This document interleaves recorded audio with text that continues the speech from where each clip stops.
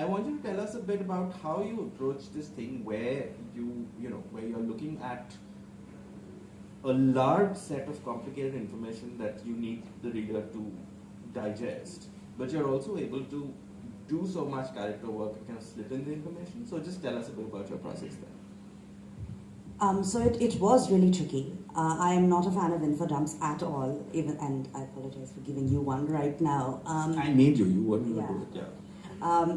When I was writing it, this was something I really wanted to avoid. When I write something that I attempt to do, and this is very, very, I think, key to my process is to not pontificate.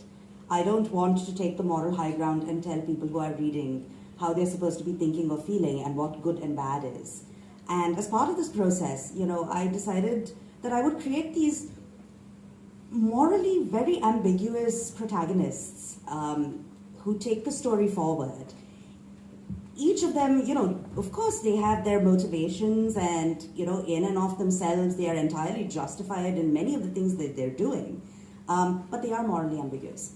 And by creating these sort of contradictory women who come from very different perspectives, Saraswati Kaveri is an earthling, and so she's frequently subjected to all of the xenophobia and stereotyping. And Serenity Ko is from the planet Premise, and she is a tech wizard.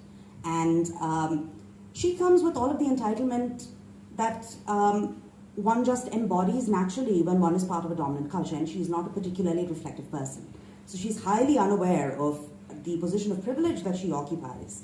And in sort of throwing them at each other and making their paths cross, through that dynamic, I sought to kind of explore all of these aspects of the world by throwing them in situations that would expose these aspects of their personality or these experiences, and through that kind of bring this culture of Primus, this perspective as being the center of the universe, the moral compass of the universe, if you will, to light.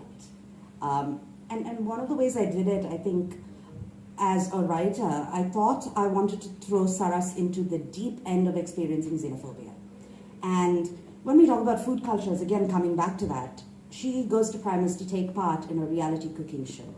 Now, growing up, watching a lot of these MasterChef things, right? Before I was traveling the world and experiencing things in real life, watching reality TV was often a gateway to seeing foods other than the ones that I was familiar with, or the foods that were available in a city like Bangalore or in a city like Hyderabad. So I figured, let me throw her onto the show and have things go horribly wrong for her because she's cooking her native food, which is an unacceptable food form on this planet. And that's really where that jumping off point began in terms of starting to explore the dynamics of this world without necessarily infodumping,